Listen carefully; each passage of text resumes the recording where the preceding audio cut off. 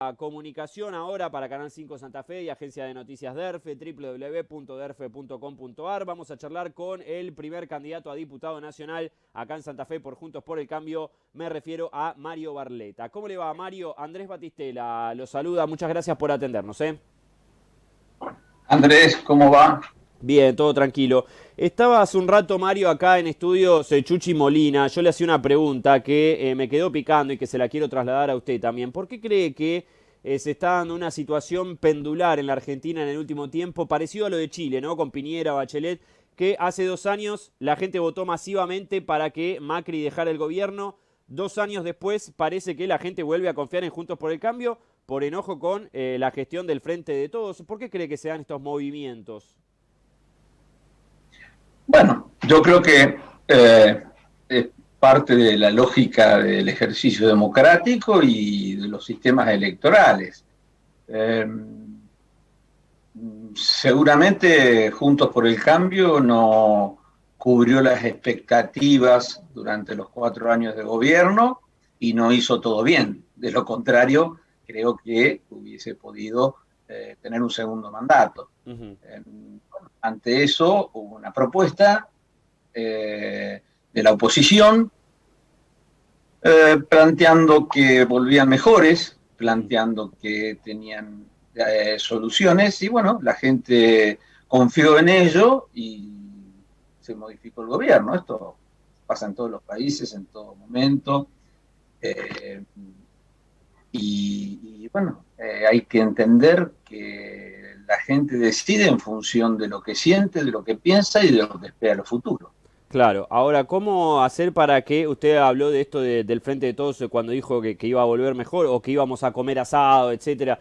Todo lo que ya sabemos y que la crisis económica que estamos atravesando evidentemente no se ha llegado al objetivo que se había trazado quien entonces era candidato Alberto Fernández y la vicepresidenta Cristina. Pero ahora yo lo escucho a Macri Barletta el sábado en la mesa de Juana Viale diciendo no, yo lo de la deuda lo arreglaba en 5 minutos. Y me parece que eso también es... no quiero ser muy duro, ¿no? Pero tampoco hay que tomarle el pelo a la gente. No, no, a ver, que hay que entender las expresiones. Yo creo que lo de 5 minutos es una cuestión figurativa, no necesariamente. Ujú. Pero lo que sí es cierto que hay discursos muy contradictorios, dependiendo del lugar, dependiendo de quién lo dice. Hoy tenemos otro problema, no sabemos quién gobierna. Eh, y en esas contradicciones hay un día en el que dice no nos vamos a arrodillar frente al fondo y otros dicen que nunca habría que arreglar con el fondo, otros dicen que sí, pero a ver, Ujú. eh, estamos justo a 10 días o un poco más de las elecciones. Sí. Yo no tomaría textualmente declaraciones Ujú. eh, porque tanto de la oposición como de quienes gobiernan hay distintos candidatos, que también entre ellos hay algunas diferencias, tanto en el gobierno como en la oposición. Yo creo que tenemos que remitirnos a los temas centrales. Ujú. ¿Cuáles son los temas centrales que la gente quiere que le demos soluciones? Esto es lo importante. Ujú. Y la oposición en ese sentido, y Juntos por el Cambio en ese sentido, creo que tiene claramente cuáles son aquellos temas que preocupan a la gente, Ujú. como el tema de la inflación, para lo cual proponemos la descentralización, la independencia absoluta del Banco Central, el cumplimiento de lo que está en la Constitución. Ujú. Alberti lo dijo, el Poder Ejecutivo no puede emitir monedas, Ujú. el Poder Ejecutivo no puede establecer impuestos, el Poder Ejecutivo no puede tomar deudas.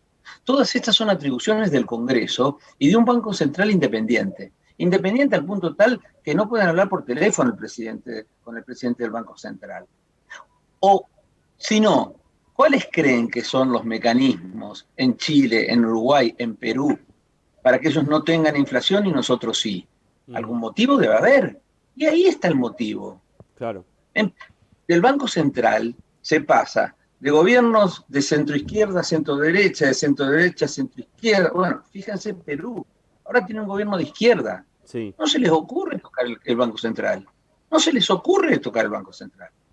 Lo mismo pasa en Uruguay. Se pasó de un gobierno como el Frente Amplio, digamos centro-izquierda, izquierda, a un gobierno de la calle Pou. Sí. No tocan, no lo tocan. Y los temas a los que yo me referí son temas centrales, son los temas más importantes de la economía. Sí. Entonces, vos imaginate que nos manden un proyecto al Congreso para pasar a ver el IVA de 21 a 23. Vamos a ver cuántos legisladores, sean oposición o sean oficialismo, están dispuestos a una medida como esa. Yo no lo votaría, por ejemplo, pero sería el lugar, además es el lugar del diálogo, del encuentro, que manden a decir, vamos a emitir, bueno, la otra política que no puede intervenir el Poder Ejecutivo es en los gastos. El presupuesto lo establece el Congreso. Gastos, impuestos, emisión monetaria y deuda. 4 temas que se deben definir en el Congreso. Acá los define todo el Poder Ejecutivo. Bueno, y hay un Banco Central que lo llama por teléfono y necesitamos una misión de... No, no, así como la justicia es un poder, o debería ser un poder totalmente independiente, el Banco Central también. Por eso en Chile no tienen inflación, ni en Perú, ni en Uruguay. Entonces, ese es un tema importante, ese es un tema en el que nos debemos comprometer, oposición y oficialismo, y como queden después de las elecciones, Cámara de Senadores y Cámara de Diputados, y comprometernos a trabajarlo. Ahora sí, pero después no sucede esto, Mario. Desde que tengo memoria, digo, desde radicales a peronistas, pasando por el PRO, todos quisieron poner a su hombre o mujer en los directorios, a el procurador o la procuradora que mejor le servía para la justicia. No quiero decir que es utópico lo que usted dice, pero usted sabe que después cuando empieza la danza de nombre dice, a mí me gustaría poner a este. Mira, con ese criterio nos cruzamos los brazos y no cambiamos nada. Yo no estoy negando que esto viene pasando de hace 75 años que no se cumplen con estas cuestiones.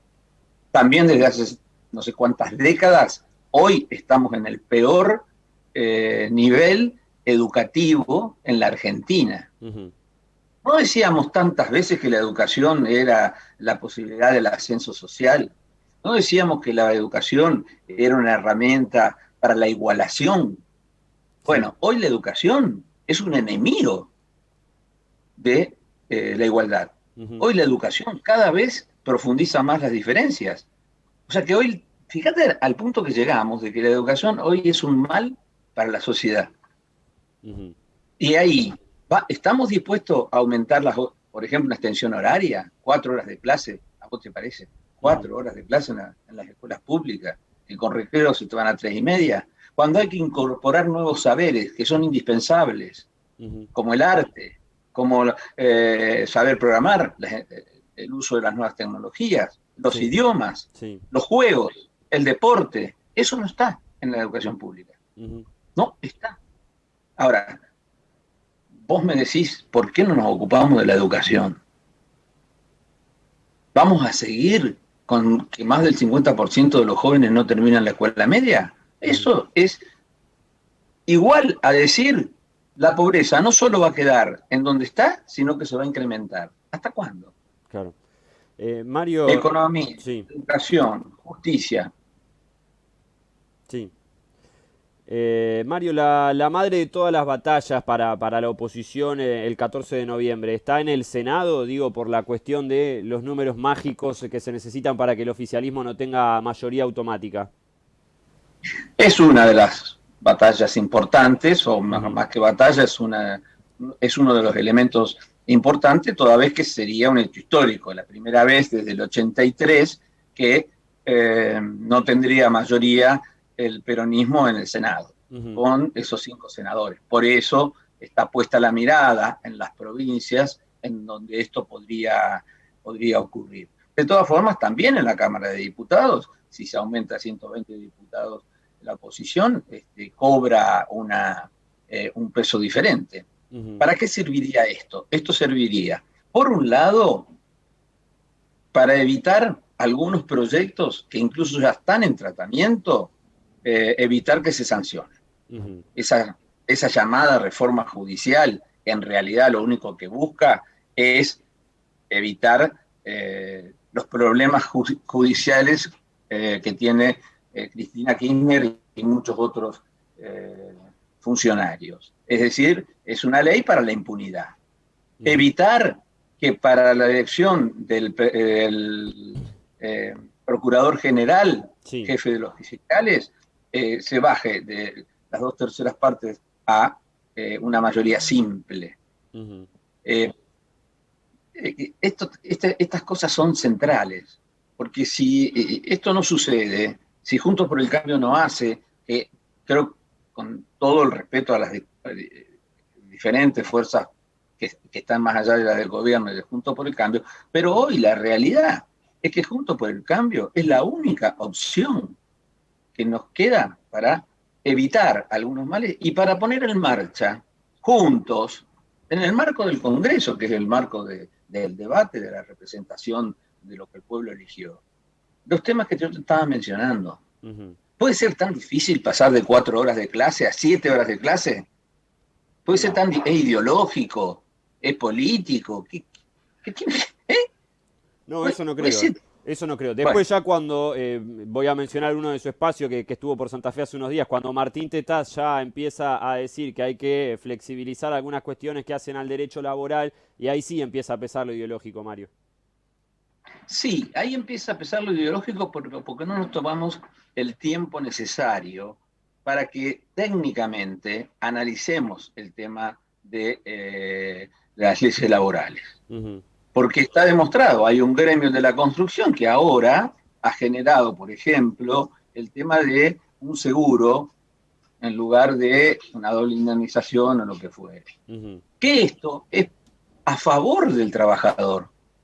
Al trabajador le da más tranquilidad Ujú. que cuando se jubila o cuando se funde una empresa, está su platita guardada, Sí. porque se genera un seguro. Ujú. Bueno, yo no digo que esa sea la solución porque no soy especialista, te confieso. Ujú. Lo que no me parece adecuado es que llevemos al extremo de que algunos quieren ayudar al trabajador y los otros quieren matar al trabajador. No es así. Yo Ujú. creo que todos creemos que hay que ayornarse a los tiempos para generar más posibilidades de acceso al trabajo, para darle la tranquilidad necesaria a quien trabaja.